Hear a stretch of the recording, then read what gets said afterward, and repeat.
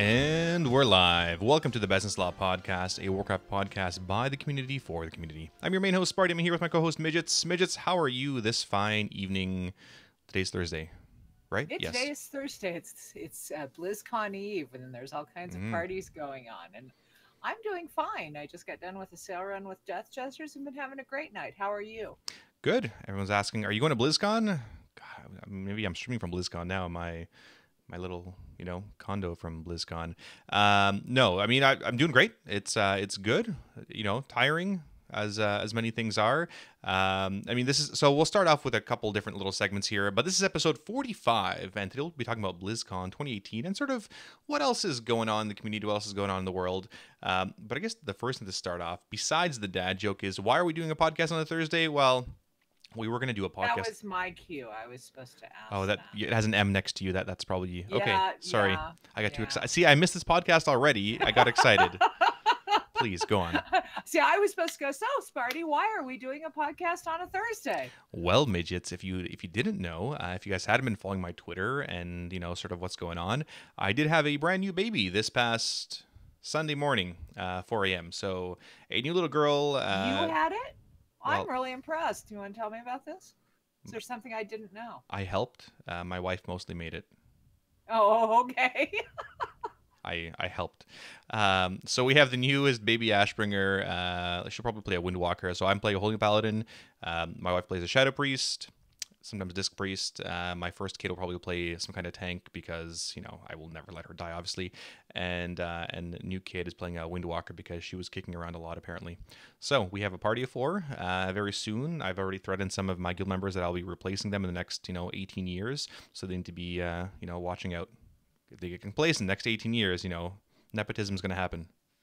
Well, if they haven't seen your Twitter, you just put up an adorable picture of the two babies together. She's such a good big sister. She's fantastic. Like, there's nothing else to say. Like, she's awesome. And she's great, and she pets her, and she hugs her all the time and brings her a pacifier. And when kid cries, she says, "That's okay, baby. That's okay." Like, it's incredible.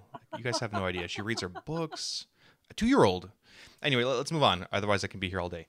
You could be here all day. Well, since I already got my joke fill up because she's told like 3 during the run, can we just skip the next step? No, because I see people here in Twitch chat, and we're going to say, "Hey, Thalstadon, you want a joke?" And he says, "Yeah, of course I want a joke, Sparty." All right, so this one's to you, Thal, and all the other dads out there. Why is a river rich? Because it has 2 banks. I knew you were going to say that. Ah, see, there you go. You know me. I was shaking my head in advance. It's a good joke. We had a lot of good jokes recently. Yeah, you had a good one too, something about the tire one, but we'll maybe save that one for next week. We're going to save that one. But speaking of banks and gold and AP, apparently there's been some changes. Yeah, so for those of you that don't know, and this was posted about 6-7 days ago, so Emissary rewards now provide 2,000 gold. It used to be 700, which is nice. And Emissary rewards of Azure now provide 1,600 or 1,400, depending on what it was. It used to be 1,000. So that's nice. It's nice little bonuses. Again, it's stuff that should have come out at the start. But it's nice. I don't know. I'm still doing all my emissaries all the time. I like the AP.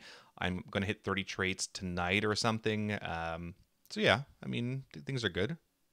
I'm working on pet battles and a horde. You know why I'm working on a horde? Why? Why would you ever work on a horde? Because Blizzard trolled me. They put this adorable, the auction house mount? Yeah. Okay, they put this adorable baby auction house mount. It's a little baby pet that looks just like the big one. So I have to go get it to match my auction house mount. Is it the only dino that a gnome can fit on? Is that why you're getting it? Something like that, you jerk. But yeah, so we're talking about BlizzCon, and everyone keeps asking in chat, hey, are you going to BlizzCon? Well, no, because I've got a 40-year-old, and as awesome as my wife is, and I'm sure she'd say, yeah, this stuff's important, you do it once a year, go ahead. I can't leave her, with a 40-year-old and a 2-year-old, especially, both at once. So, I mean, I'll be skipping this BlizzCon, unfortunately, and I see a lot of tweets from my friends and, with some guildies out there, and I'm gonna miss it. I'm gonna miss it, but we'll chat all about it shortly here. But what else is in the news here? So with the emissaries were fixed. Anything else cool? Actually, Double Agent. Have you heard of Double Agent? He's really cool. We talked about Double Agent. Double Agent is awesome. So, for those of you who don't know, Double Agent, he is a neutral. He is the one and only neutral character in the game that is level 120. He's stayed in the Wandering Isle, the starting zone, using herbalism and mining. So incredible. So this was 4 days ago. He hit level 120, and he's neutral, right? So he can't really talk to anybody, aside from the little low level Panarin monks. But yeah, it's awesome. I love Double Agent doing his thing, and just see him. He's probably listening to podcasts and whatever, Netflix, some streams in the background, and just herbing and mining. You have to admit, though, that's low level farming. So that has got to take quite a bit of time, but you got to give him credit. It's actually really cool. And you can follow him on Twitter at, what's his Twitter address, Sparty? Neutral Agent. So it's at Neutral Agent. Did he see how many? No, he didn't say how many he actually did. But I'd love to. I'd love to see, I bet you I will. I'll bet we'll have to look at his statistics sometimes because it is really how many cool. herbs mined. Yeah, I could probably pull up in the armory. And the newest thing from Wowhead, they added a really new cool feature for those that are working on Lore Master. And so what is this? So this is the Warcraft quest completion tracker. How does it work exactly? Is it an add-on? Like, is it a tool on the game here, or rather in the website? What do I do with this thing? Well, you go in and you click on the little thing that says click here, and you load it just like you do for like Pathfinder. A Pathfinder or your attunement. You pull up your character, and then it's going to tell you how well you've done on your quests, and it'll choose a map to view your quests, and you can figure out what your missing quests are. So interesting. I see a lot, just so you know, in my favorite zone. Which is what? What is your favorite zone? That underwater one. I never did that one on. I hated that one. Yeah. Like, this is crazy. I'm missing quests. Come on, I'm like a vanilla player. Well, I guess they remade a lot of quests. Well, no, because you haven't played any of the vanilla zones since the Cataclysm. And when they did that, so I had Lore Master of both Eastern Kingdoms and Kalimdor. Yep. When they did that, they gave you a whole new set of achievements to get and all of the quests to do there again because you missed doing them the first time. I still haven't done them because I did them once. Yeah, well, this is great because I'm pulling it up on my screen here now, and I'm pulling up Elwyn Forest for Sparty. And for instance, there's 12 quests that I'm missing, and it tells me exactly where to go for these quests. This is awesome. This is a great tool. Yeah, for those of you looking at Lore Master, yeah, this is awesome. And wow, it comes up with some really awesome stuff. They really do. And I'm impressed on all of the different things that they've developed. They've become so much more than just, a data miner. But and of course, I'm sure there's a Wowhead party at Blizzcon, isn't there? I'm sure. Yeah. They have a huge party. I believe they're doing a bit of a panel there for interviewing the MDI guys and the Sloop Bag and sort of everything that's going on there. But yeah, they have some pretty good parties usually. Everyone's always there for the wheels and things like that to get some free prizes, and there's always long drink lines. I don't know. The Wowhead's party has been pretty good, and I've been blessed enough to be invited to a bunch of them, and obviously get free drink tickets, which is sort of awesome. Yeah, I've loved it. Wowhead party's been good, and they're a huge boon to our community. Well, the next part of the podcast was talking about what you need to do to travel to BlizzCon. Since most people are already at BlizzCon, do we really want to touch on it? Yeah, not so much. I mean, this is going to be one for this is one I share with you guys all the time because Chinglish shared this one with me, and basically said, I can't believe you're still going to share that. Yeah, listen, guys, it sounds embarrassing, and this is for all us husky, people out there. If you're doing a ton of walking and your legs are not used to it, and you don't have what are those Lycra shorts that bikers wear, right? So it reduces the rubbing between your legs. You just put on deodorant. You put on some deodorant between your thighs, and your thigh is gonna love you later, because otherwise it's gonna be chafing and it sucks. Trust me, I know firsthand experience. But that's, again, do that. It helps. Obviously with BlizzCon trips, lots of water, portable chargers, but it's lessons learned from every single BlizzCon that I've gone to of, phone's going to run out, trying to take pictures. Where do I charge? And all the BlizzCons have gotten better and better with those little portable charging stations throughout BlizzCon. So I don't know. The download the event app, which people used. The Blink's shopping site was great. It's been hit and miss, though, I've heard. The lines apparently at Blink's shopping site to pick up your stuff were longer than some of the actual lines for the store themselves. And, of course, the food trucks, which are pretty cool. They're obviously overpriced for the hot dogs, but I don't know. You know what? It's worth buying an Ashbringer hot dog, right? Like, I would... Or I still think the truck with the potatoes was the best one. They had all of these different stuffed potatoes. They were fantastic. Yeah, well, I mean, they have to be Warcraft themed, like, you know, Spud something, Leroy Spudkins. I don't know. Well, don't forget Warcraft Stats jokes about that. Yeah, Warcraft Stats is awesome. I mean, I wish I could go to BlizzCon to meet this guy because he makes a lot of really good jokes and hilarious statistics. I don't know where he pulls them out of, but you know, that's another big miss. Well, but his one was that you had to come and show your mythic achievement. Oh. Yeah, basically, there was a tweet of like, hey, if you can't show your mythic Cahoon kill, you don't get in line for the food trucks. We're not going to cater to casuals. Get it? Because they're going to cater to casuals. Exactly. Yeah, the food trucks are awesome. You know, they have some really good beers out there as well in the little beer garden setups. You know, just really good craft brews, and of course they're Warcraft themed. And you know, they've had some root beer stuff, and we had some good steins last couple of years. I don't know what it was, but yeah, I mean, it's great. The food trucks are awesome. They're another little thing to do.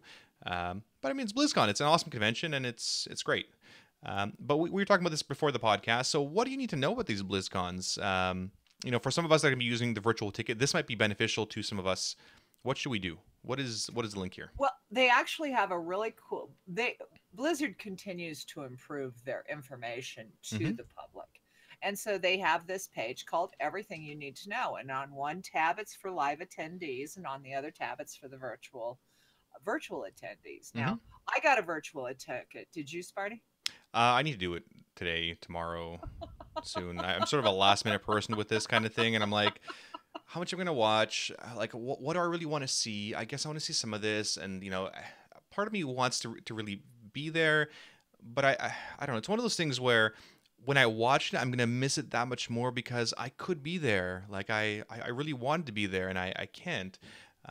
But at the same time, you know, when my guildies in Discord were all chatting about different announcements and things like that, I want to be part of that as well. And sharing, you know, the joy and the cool stuff that's happening and you know, chirping each other or whatever.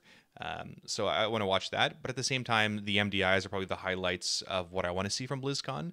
But at the same time, they're going to be streamed for free on Twitch. Either way, I want to get the toy, whatever, the Alliance banner. It's worth it. I'll tell you what. Last year I sat and watched some of their additional features, and last year they had Into the Vault, and it was one of the coolest stories. So I haven't sat down and started my virtual ticket yet. I've been real busy this week.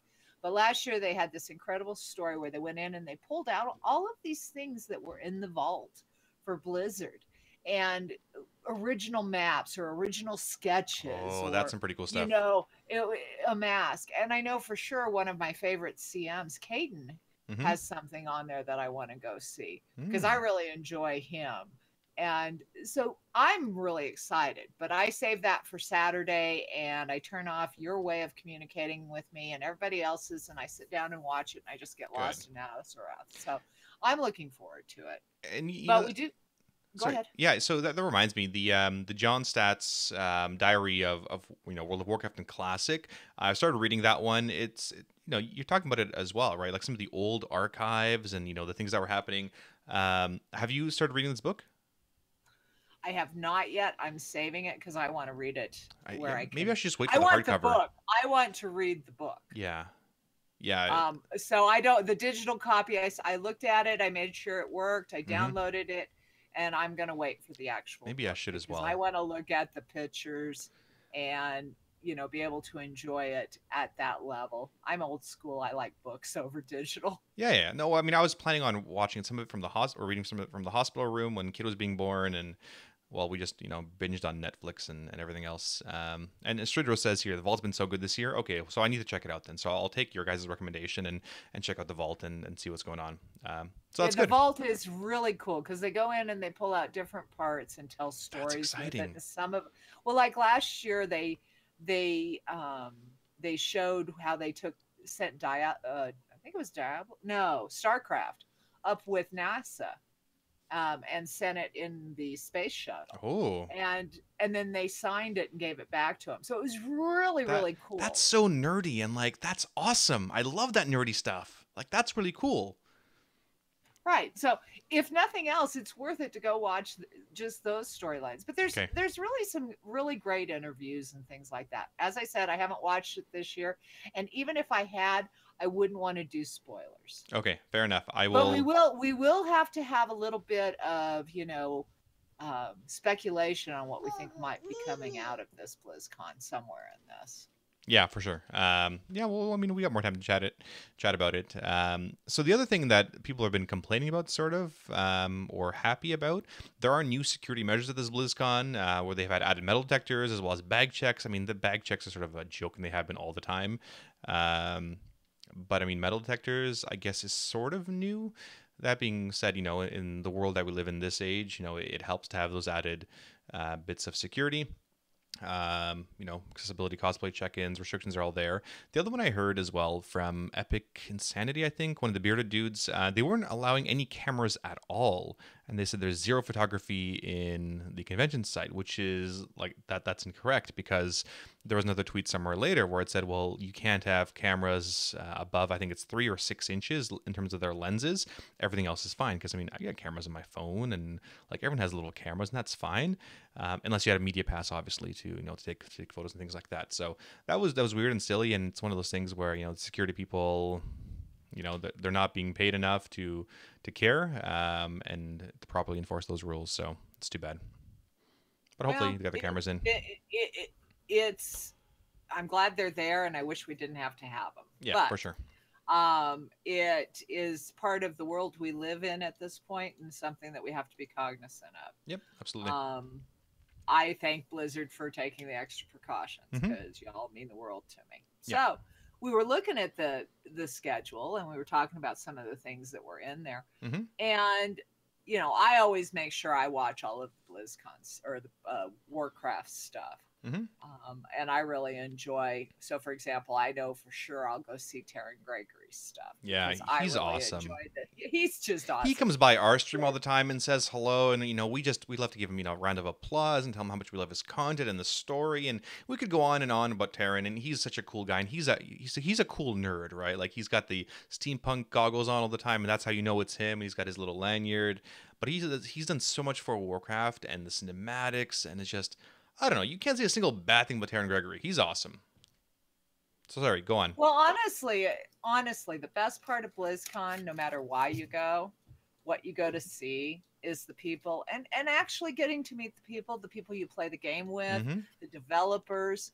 I remember the first time that I went, the only time that I went, and you cracked me up that year because I was trying to get them to meet Sparty, the streamer, and I could never find you. Yeah, that's fun. And I actually met Nethera. Yeah, she's awesome. And her and I sat and talked for the longest time, and she's awesome. She introduced me to Mike Morheim. And we sat and talked about Sparty for a while. But it was really incredible to meet him. He has such a passion for the game. And I hope that he's there this year and everybody still gets to see him with his retirement. I hope so. I mean, I guess it'll be Jalen Brack running the show for the most part. And he can be a pretty passionate guy. He's an awesome dude. But it'd be nice to, see Mike Morheim walking around like with a baseball cap, sort of like Chris Metzen did a couple of years ago, right? Just incognito. There's been a lot of incognito people. We've even had movie stars and everything. Yeah, else. Jamie Lee Curtis we've had. Yeah. Right. Yeah, they're all, they're all big nerds at heart, and so are all of us, right? I mean, we're all people behind that screen, and we're all here to play the same game that we love, right? For different reasons, whether it's pet battles or whatever. But But yeah, no, it's awesome. So moving on to the schedule, what are you excited about seeing? So you've got the virtual ticket already. Which of these panels on either the Friday or the Saturday, what are you most excited about so far? Well, I always like the opening Mm-hmm. ceremonies. It's hype, absolutely. Every year that's my favorite. Mm-hmm. And I'm actually looking forward to the Blizzard gear. Really? Because I think it'd be fun to see how they present it.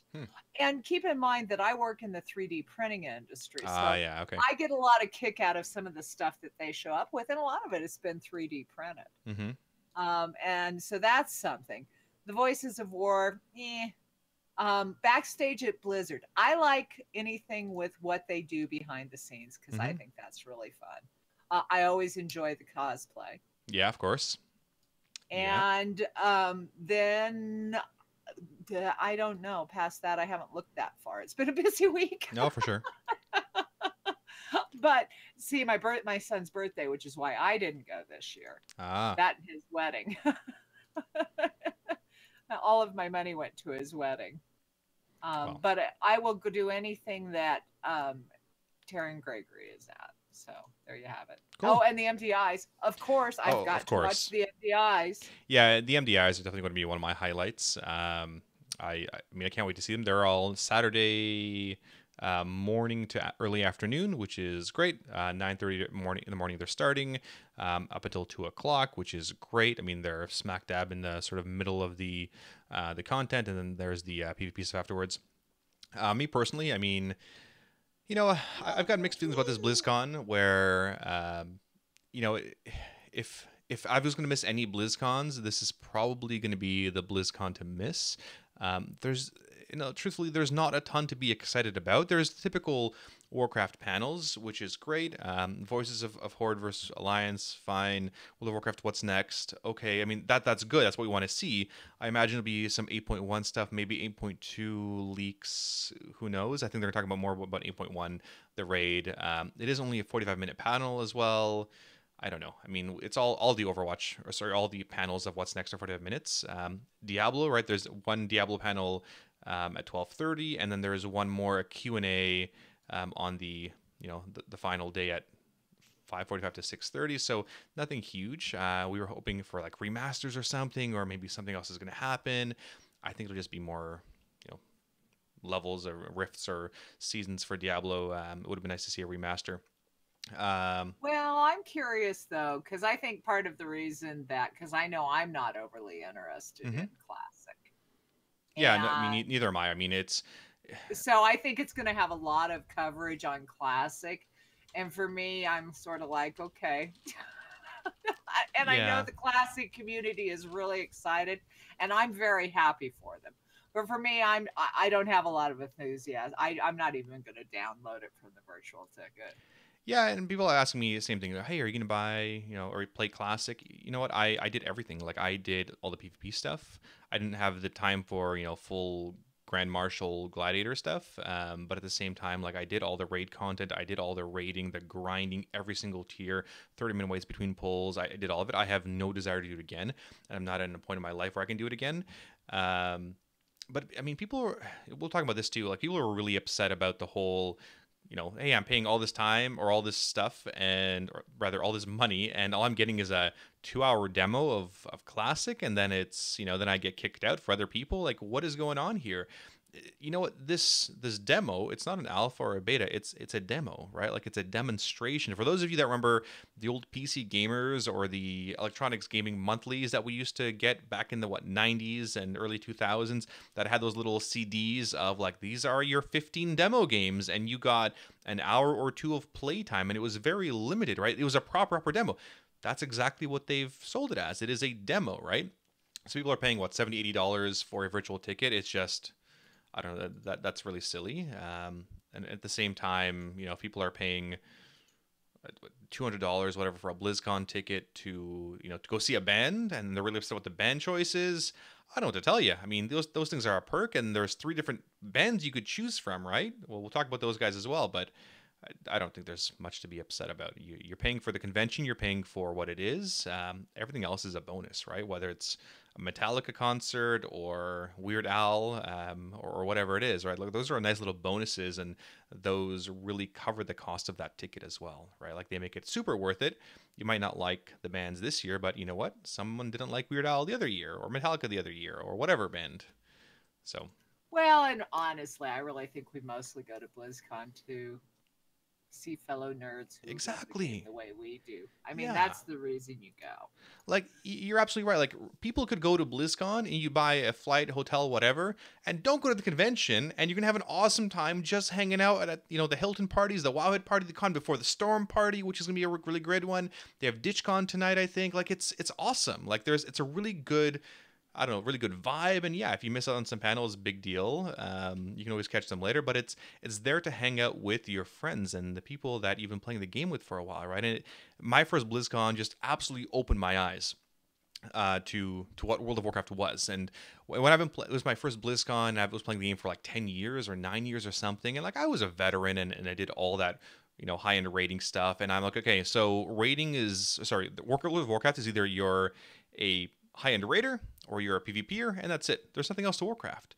But my first BlizzCon, it absolutely opened my eyes to, hey, there's all these pet battlers, and now there's all these like transmog people, and there's all these other people that love so much about World of Warcraft that is such a minimal part of what I do that's really cool. It really opened my eyes to how how many people are touched by World of Warcraft, and and Mike Morheim, and how much they've contributed to all this, and the passion the developers have of doing everything, doing so much work into putting so much work into the game and the sounds, and it was amazing. Like it was just absolutely eye-opening as to how much work there was put in and how much people loved World of Warcraft, and it wasn't just all about raiding PvP. Well, and what's really cool is from there, you've gotten to do all kinds of other things, like go tour Blizzard. Mm-hmm. And I Yeah. seem to recall there was one year when you and Chinglish went to Disneyland. Yeah, that was awesome. We went to Disneyland. Yeah, it was, every time we go with English, it's always a ride, and the Australians, and Driaz was there, and it's just great memories, and I'm glad I have so many photos of those things, and it's good stories to tell, and you know what, I've loved every bit of it. And it wasn't the convention experience itself that was awesome, because every year that I've gone, it's been less and less panels and more of doing things with friends and showing people around and that kind of stuff. And I think the last time I went, there were some BlizzCon newbies that were there. I'm like, listen, here we're going to show you around. I'm going to show you what all this cool stuff is, and let's show you the Overwatch arena. And I was giving them their own little personal tour of BlizzCon, which was cool. And that's what BlizzCon has been about to me. It's the friends and the people and all that. Well, you got to meet the red shirt guy too. Yeah, and then you got to be your own red shirt guy. Yeah. Well, sort of. But it's a lot of fun. So do we have any, I mean, I think mostly we're going to talk about, what is it, Tides of Vengeance? Yeah. And what's coming out in 8.1? It is mostly a World of Warcraft centered podcast, right? I mean, there's cool stuff out there, and the backstage at Blizzard, all the nerd stuff to nerd out about is great. Battle for Azeroth cinematics, I'm sure Taryn Gregory's gonna be talking about that one. There's things that appeal to lots of different players. The cosplay stuff is always really cool. I'm always amazed and really jealous of how much work people put into this stuff. And even Fabelina this year, who is a really renowned artist in the Warcraft community, she's cosplaying herself as a night elf, and that's really cool. Like I would love to build a suit of armor through like cosplay stuff and the foam whatever, and wear that one year, right? Like maybe in 10 years or something, I will dress up as old man Turalian with my my gray beard, and I'll bring my kids along, and that'll be awesome, right? So maybe that'll happen at some point. Yeah, I don't know, you may have that gray beard sooner, but we'll see. Seriously. With two girls, yeah. Did you see, speaking of Fabelina, the very, very cool gift that she drew for Celestalon? I believe Heliocentric was the one that helped put that out. It was so sweet. It was amazing. I mean, Celestalon's an awesome guy, and he's done so much for the community as well. And he's dyed my hair, and he's such a genuinely awesome guy. Like there's these. there's so many people in Blizzard that are genuinely nice people, and they do so much for the community, and they have such passions. And whether on Celestalon's side, it's hair dyeing and Pokemon and EDMs and all that stuff, but they've got such a passion for what they do, and they're such good people. And I've shared some nice words with Celestalon. I mean, he and I used to be rival guild leaders on the same server back in Cataclysm, and we definitely had some chirping at each other. But now, like, he's awesome, and I would say we're pretty decent friends. And yeah, I mean, I love hanging out with him each time, and having a drink and sharing a hug and all that stuff. So it's great. I mean, I'm glad that a lot of the community is recognizing some of the Blizzard employees for what they do. It sort of puts away all that negativity that goes on some of the Blizzard employees that is absolutely undeserved.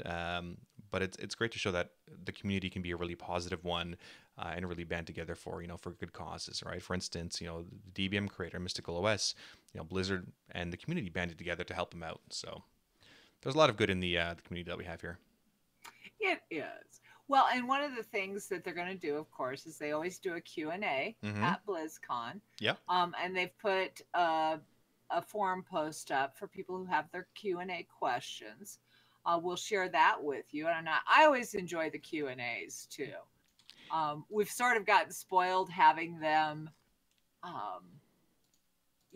regularly, which has been very nice. Yeah, it's for sure. Great. But the ones that are live are often funny and even more exciting. And we've had some great questions. Like last year, I think, had like 5 people from between you and several ZTH people that were actually got to be some of the question asks. Yeah, that was really cool because I got to ask a question last year. And of course I said, I'm Guildmaster Death Jesters, Zeros to Heroes, and Towley, and everybody sort of chuckled and laughed. But there was, I think, 4 or 5 of us from our community in Death Jesters and Zeros to Heroes that were able to ask a question, which was awesome and not favoritism at all. And we don't know, KVAX or to make things happen. But no, I mean, it was great, and a lot of the questions were really good. The thing to remember about these questions is that they're screened, right? So they are pre-screened questions. Obviously, like the ones that are going to be asked here, or some of the ones that are going to be asked at the actual convention center if they do it that way again. It makes it easy, and things that are relevant, right? You don't want to have someone go up there and say, "Hey, 7 years ago, you nerfed the spell coefficient of this spell. Why?" And Ian Hazakosa is going to be like, "I don't friggin' know. Like, I was barely on the team 6 years ago. Why don't you go back in time and go figure out yourself?" But they asked some good questions, just looking at,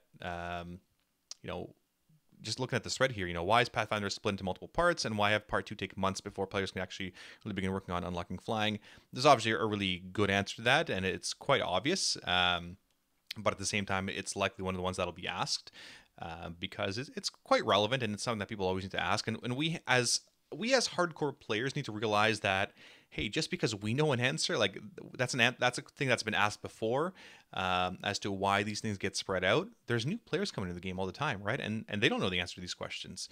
So some of these questions are gonna be fresh in people's minds, and other people are like, why are they wasting this on a transmog question? Why can't they just fix PvP? When is Halinka, going to come back and all that stuff? So, well, we have an answer on Halinka. Oh, I know he's back. Yeah.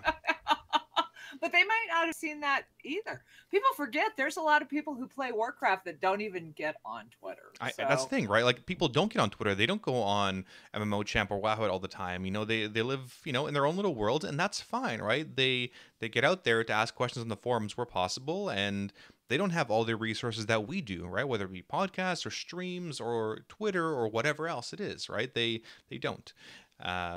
But I mean, this thread is full of really good questions potentially, and hopefully we get some really good answers out of developers and producers and everybody else. So looking forward to it. Well, and for those that did get the virtual ticket, WoW Classic is on the downloader, and I believe you can pre-download it. Yep. Yeah, I saw that as well. It's not supposed to be open up till play until actual BlizzCon Live.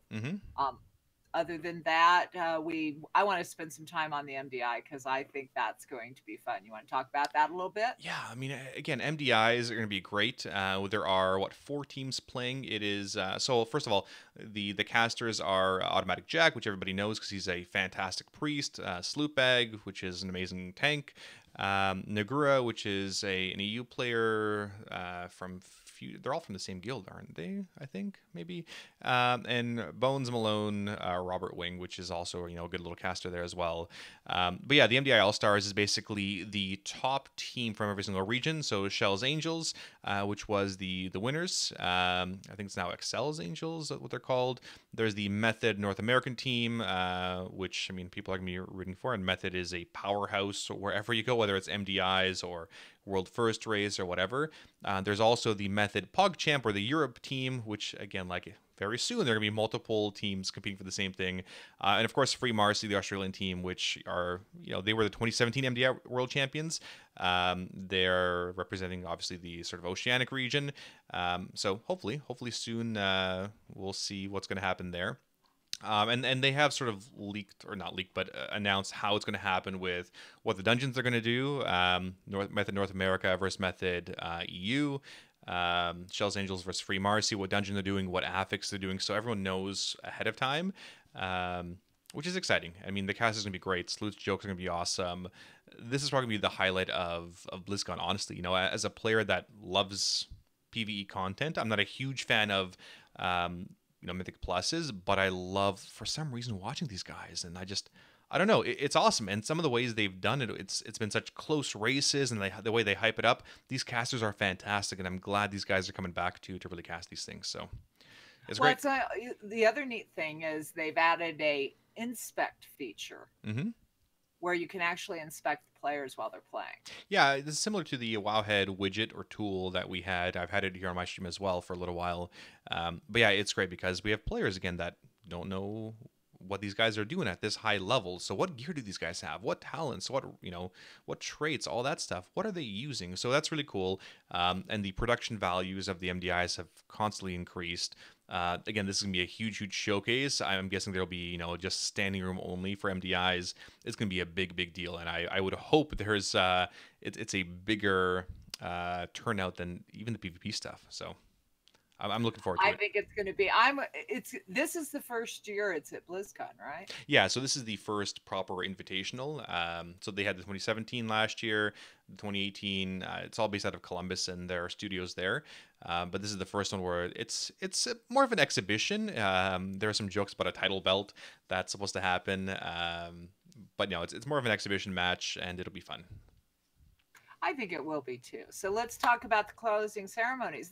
Blizzard took a while to announce who the band was, and we had a surprise there. Yeah, and so we mentioned this a little bit earlier. So we have Lindsay Sterling, Christian Narn, and what was the third one?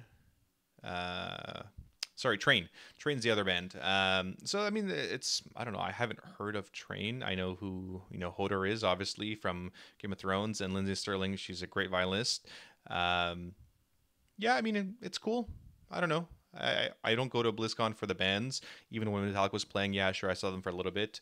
My wife's still kicking my ass to this day, but I missed Muse because I had to fall asleep or something. I don't know.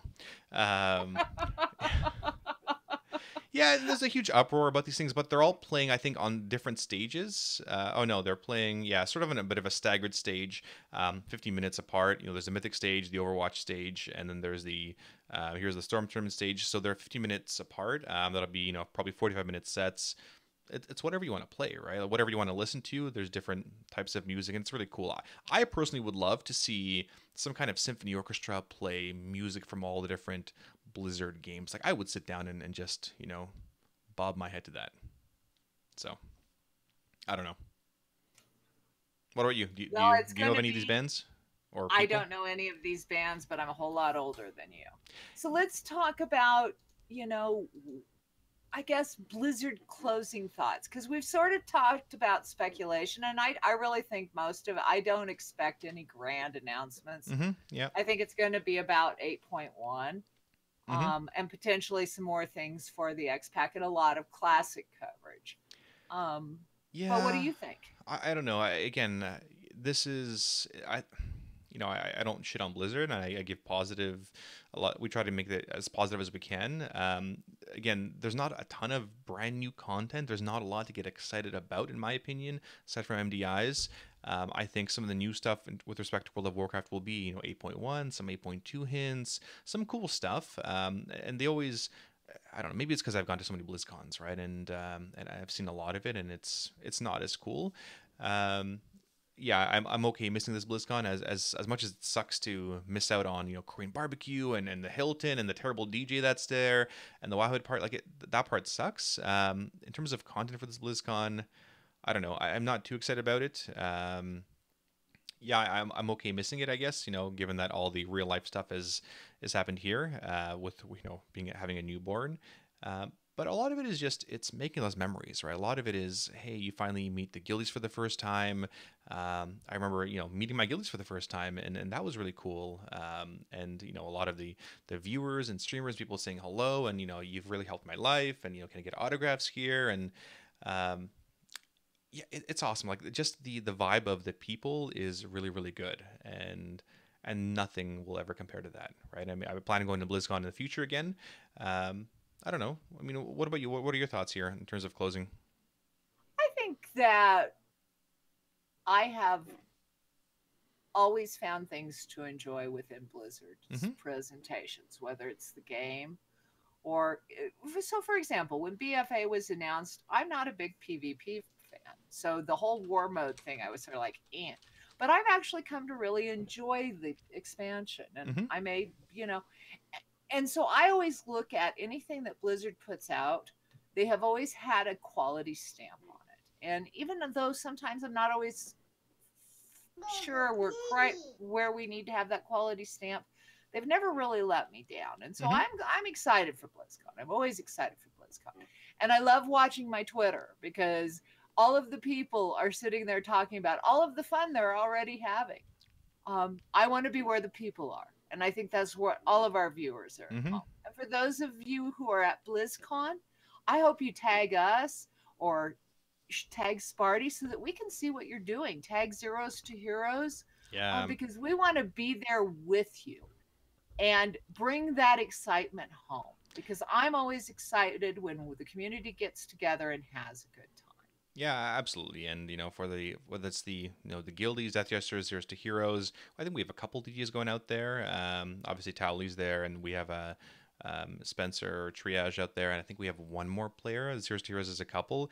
Not a huge turnout this year. But yeah, I mean, tag us. We want to be there. We're gonna be totally jealous of you being there and us not. But yeah, again, it's all, we're one big family. And, Stridro says here, being at BlizzCon is like everyone's a family and no one is a stranger. You can pretty much talk to anybody about games and you get a new friend. Like you make new friends. I have recruited new guild members from BlizzCon and they were awesome. And we've made real life friends through BlizzCon as well, which has always been really cool. So it's about the friends. It's about the people. It's one big nerd convention where you can nerd out. And enjoy people's company and not feel embarrassed to be a Warcraft player or a gamer here and there, and that stigma's going away.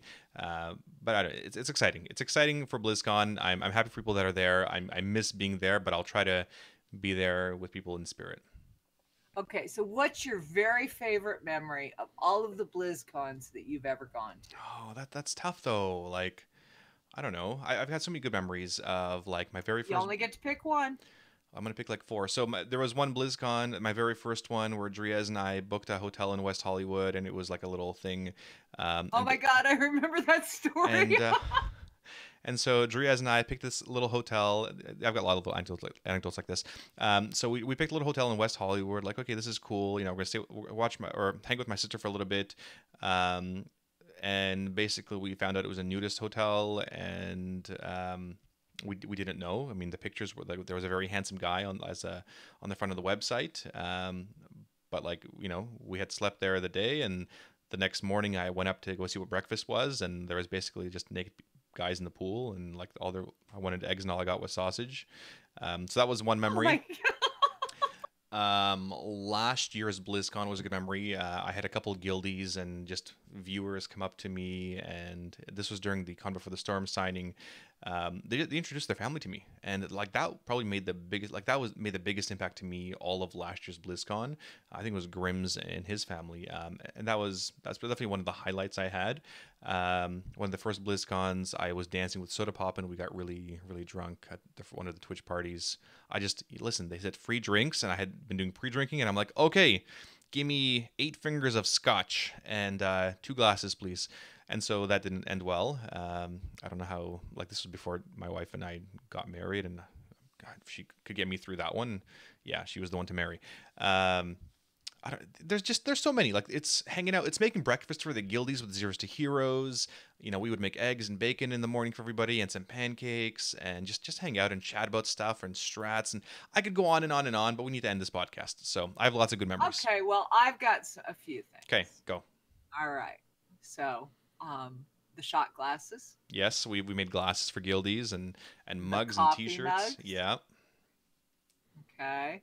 And then all of us getting our pictures, trying to take pictures of the DJs at the one BlizzCon that I was at was a challenge. And all of the people there, I kept getting off and get people off to the side.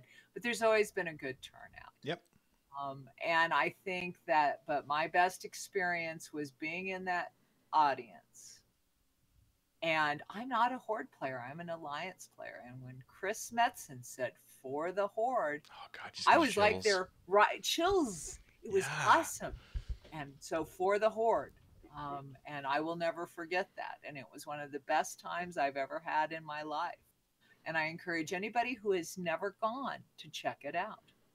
And absolutely. I hope to go again sometime in the future. And I hope you bring your kids, and we all get to meet up again, because that's what BlizzCon is about. Absolutely. I mean, I plan on going to future BlizzCons, potentially next year, year after, we'll see. It's still on my list of things to do and people to hang out with. And it's, again, you see family, you know, like your BlizzCon, your guildies once a year, and it feels like only a week has gone by. That's how you know you have those friends. So with that, we're going to wrap up for this evening. Guys, thank you guys for watching. Again, Warcraft it's a family. Like, it's a family. We're all gamers. We're part of one, you know, multiple guilds sometimes, or, you know, one big guild. But ultimately, you know, these kind of conventions, these places is where we make memories, and we, you know, really build those bonds. So thank you guys for watching. Have a good night. Be excellent to each other. And as always, live your life heroically. Have a fantastic evening.